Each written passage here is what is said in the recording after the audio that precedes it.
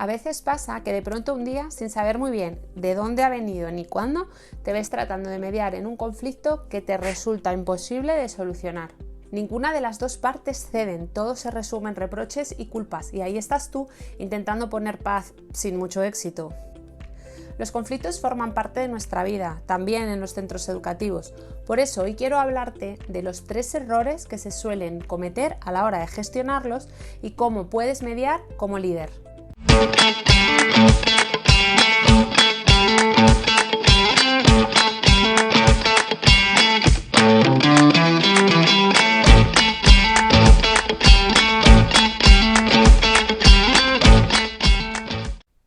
Antes de ver estos errores que deberías evitar a la hora de gestionar estos conflictos, me gustaría contarte qué es exactamente un conflicto y cómo surge. Los seres humanos discrepamos por naturaleza, cada persona piensa y siente de manera diferente y expresar esas diferencias forma parte de nuestra vida.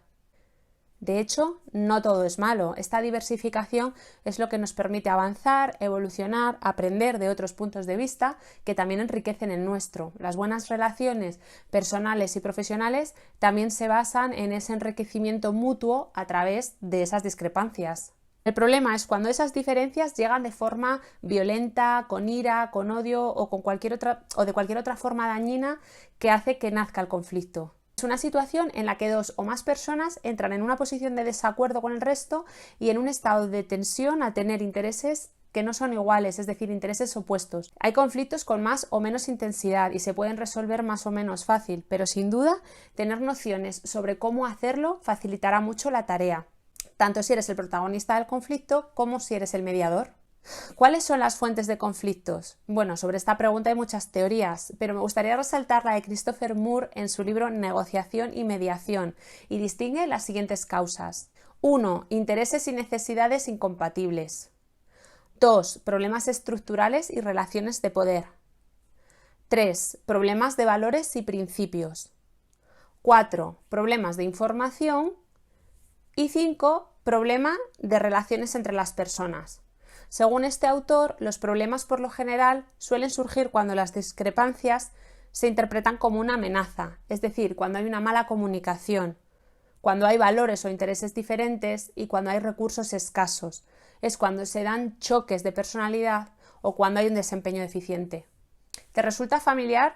Seguramente ahora tengas en mente uno o más conflictos que han surgido por algunos de estos temas. La buena noticia es que todas estas situaciones tan incómodas se pueden reconducir y convertir esa energía destructiva en algo positivo y constructivo. Vamos a ver las fases de un conflicto. Algo que resulta muy interesante a la hora de resolver conflictos es ver el recorrido que tiene y tener claras las fases. Un conflicto no surge de la nada, es todo un proceso. Y este proceso recorre 4 estaciones que pueden durar más o menos tiempo. Estas son la incubación, la manifestación, la explosión y el agotamiento. La primera de ellas es la incubación. Es aquella en la que el conflicto está latente, no se manifiesta, pero se dan las condiciones para que empiece a surgir y a acumularse. La fase de manifestación es cuando ya sí se empiezan a dar las primeras manifestaciones visibles. Si tú como mediador estás bien alerta, se podrá solucionar antes de que el conflicto evolucione, ya que esta fase es mucho más manejable. La tercera fase es la explosión, es cuando ya el conflicto explota y puede pasar rápidamente la fase 4, el agotamiento, donde el conflicto entra en una vía muerta, hace que se prolongue en el tiempo y que ya sea o por cansancio o por imposibilidad de solucionar, lo damos por imposible. Esta última fase puede existir o no, ya que puede darse el paso directamente de la explosión a la resolución, aunque lo habitual es que el conflicto entre en una etapa más o menos larga de agotamiento, en el que a veces se esperan que se solucionen las cosas por sí solas. Saber todo esto es muy interesante, a mí me ha ayudado mucho. Si logras detectar en qué etapa está ese conflicto, te va a ser mucho más fácil abordarlo. Eso sí, sin cometer los 3 errores que vamos a ver ahora.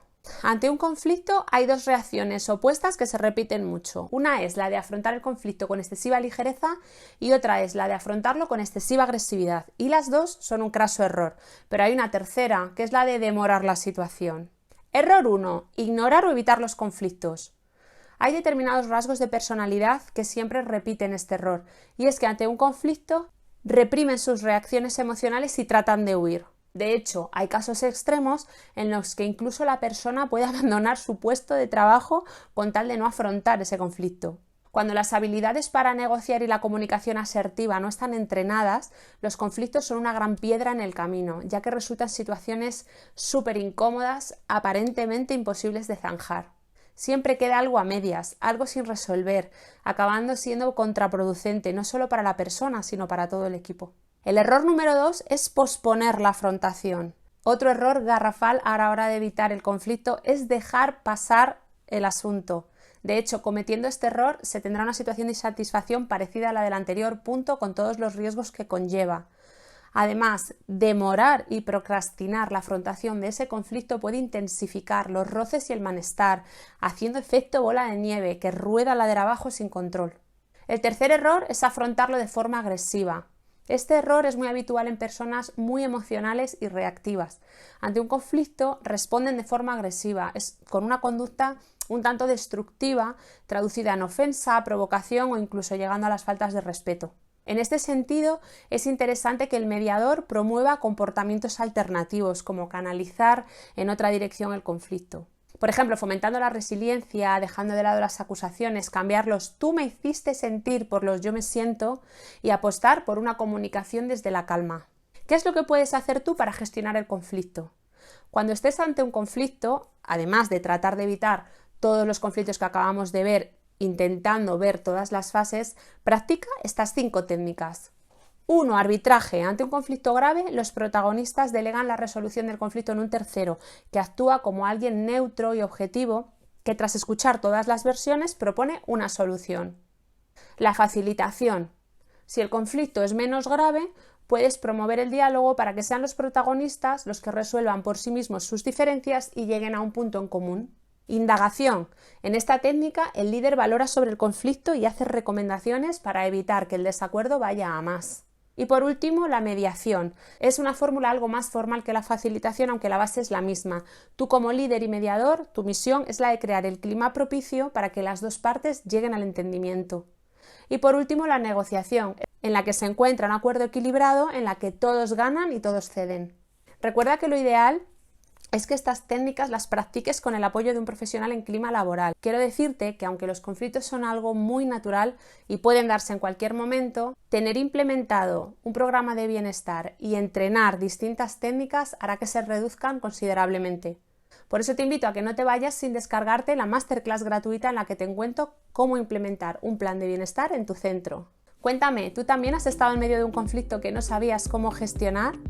Te leo en los comentarios. Hasta el próximo vídeo.